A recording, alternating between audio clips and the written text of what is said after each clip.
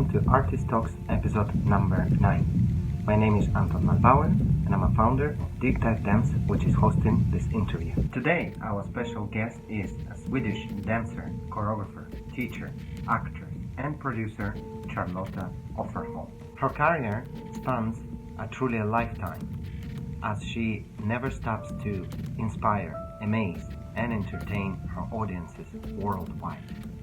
She is a founder and artistic leader of Juice de la Vie production company, as well as Age on Stage. Before we move to actual interview, please consider subscribing to our channel so you don't miss our next interview. Thank you, and let's start.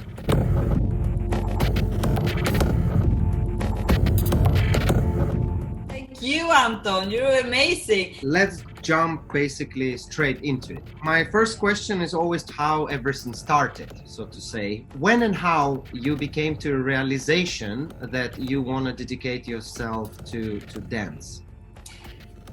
I remember when when I was 13 years old, I started to really wanted to go into theater and dance. And I went to America, to Kentucky, of all places, to be like a foreign student. And it was catastrophe, completely horrible. But thank God they had like a theater group in the school. So I joined that, and that was my savior. And that's when I decided I have to be in this world. And when I came back to Sweden, I completely dedicated myself to some kind of a training. And then when I was 16, there was an audition at Östgötateatern, one of the state theaters in Sweden. And at that point, they had actually a dance company, Östgötabaletten, which was very, very good. And they were looking for 4 young people, and we were 400 in the audition. And I got this job, but I was still in school, like full-time school, and this was a full-time job. But I somehow made it happen, and I did that. And that was like the beginning, and there was no return. And then I started ballet school and everything after that. So I started quite late, actually. So I went to Ballet Academy when I was 19. And then, that was the beginning. Your parents weren't supportive of your kind of desire or choices early on in your career. You had a special kind of way dealing with it. How was that experience for you? No, but if you are young and you have such a strong desire to do something, and the people who you try to impress the most are not approving of that, it's a big conflict. So I was just figuring out exact times when my mother came home and my father was working in another city, and I figured out when exactly I would leave to run to these ballet classes or whatever I was doing. And when I came home, when they had already eaten, and it was horrible. And then finally I got into Ballet Academy and moved away. I mean, I love my mother. My father died early, but it was difficult times. Now she's, I think, quite happy that I'm doing what I'm doing. I know you spent a couple of years in New York, quite important years of your formation of becoming an artist and stuff. Can you talk about this experience? After 2 years at Ballet Academy in Gothenburg, I went to Alvin Ailey and some other schools in New York, and that was that's when I really understood who I was. I mean, not really, but I thought I understood who I was. And I actually, after 1 year, I went back and I got a job in Gothenburg as a dancer, and it was a great job. And then after a year, I was very injured, and I had to operate my knees, and I couldn't dance for several years. And I started to study acting instead for 1 year full-time in Sweden, and then I wanted to continue. And I went to LA for 2 years to become a Hollywood artist, actress. But in LA, my knee got better, and I met Bill T. Jones. I did an audition for him. So I moved back to New York, and then I was there for around 10 years and worked with amazing people, like really like Bill T. Jones, Dwight Rhoden and Complexions. I was in a small group with Guido Tuveri, something called Footprints. It was really an education. It was, I still, of course, I was working, but it was still an education, I would say.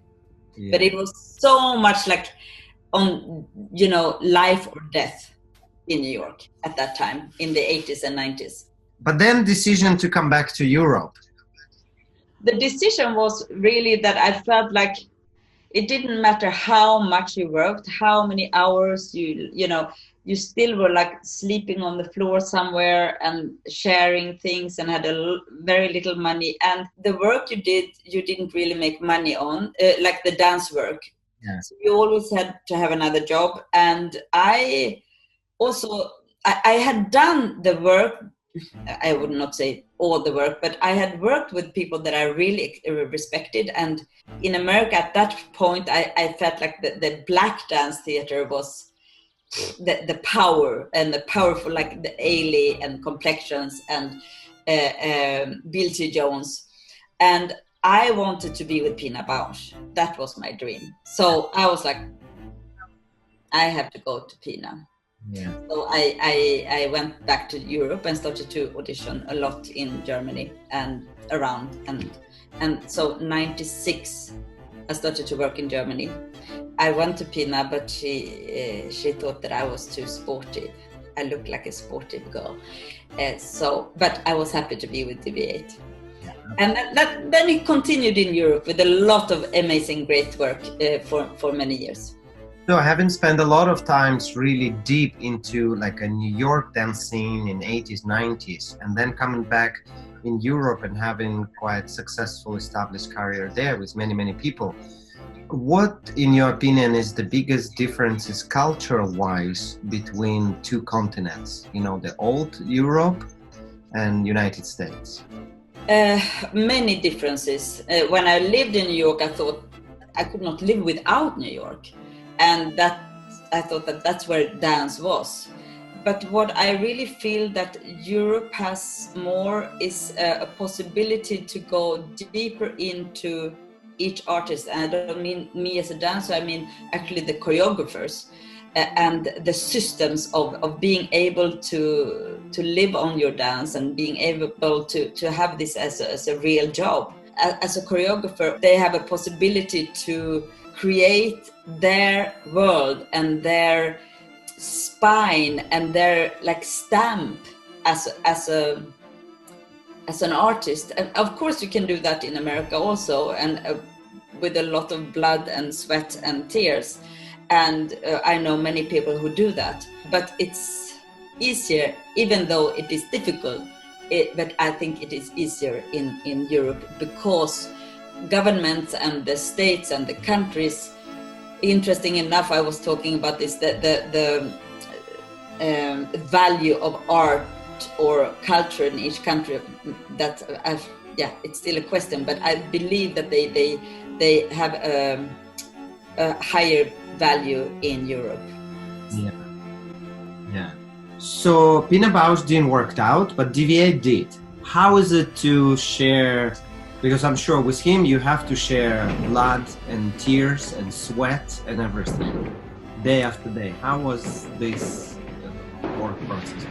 I have to say that this man is. I have so much respect for Lloyd Newson as an artist.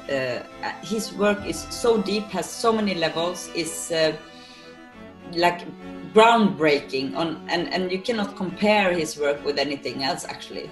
Maybe some people tried to copy this kind of work, but it was a dream for me to get into this company, and I really believe that he did a wrong decision when he took me. I thought, okay, he thought I was somebody else. I was like completely sure of that, but it was very hard. It was very hard to work with him because you felt like you were a horrible artist and horrible person every day. And you were working there from 9 to 8 every day. But you were also connected to incredible artists, like everyone we were only 5 dancers and I think 8 technicians, and very long rehearsal period and creation period, and then like a month almost with pre-premieres in England and then in Prague, and then a fantastic tour basically to all the best theaters in the world. And I am so grateful that I had this experience, and I love Lloyd Newson for this and for his work, and I love that I got in contact with all these incredible people whom I still work with. Talking about artists, and one dream collaboration with an artist that you wish would happen in the future. I'm so happy with getting work still and also when I do my own projects to be able to ask people that I respect and that I want to work with.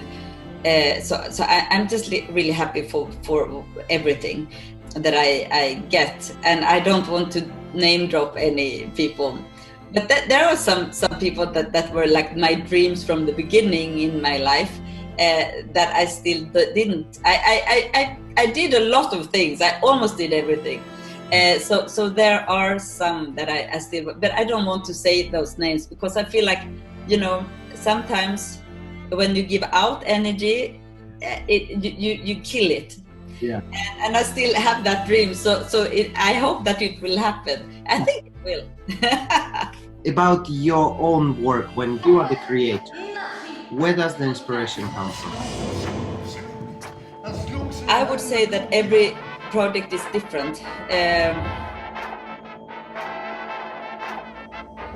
From the beginning, when I started like 95, then it was very much about where I was myself in my life and what was happening and what I wanted to express. And now every project is different. Sometimes I really go into somebody else's work, like an author or like Louise Bourgeois or something that I get inspired by, or some kind of a political situation. So it really, every project is different, and I am more interested in go into somebody else's world or a political state or something like this. So I also, or a composer, so I also can like learn more from other people instead of just like going into yourself. It's quite one-dimensional. So yeah, that's how it is. One thing that lately occupies you, it's stigma of being an older dancer. Yeah. But why this is so important for you? I would say that I don't care about age. That's more important to me. But when I had this 20-year anniversary of my like production company, I wanted to celebrate it somehow. This was 2015, and I decided against all odds to just like make a festival in Stockholm. I just felt like, okay, the red thread through this would be the people that I invited to the festival, and I wanted to invite people from my whole career from all over the world, and I realized that everyone is like my age or older basically. And so the red thread through this was burning artists, like eldsjälar, like we say. So the festival was not really anything more than that these incredible fire souls were on stage with me.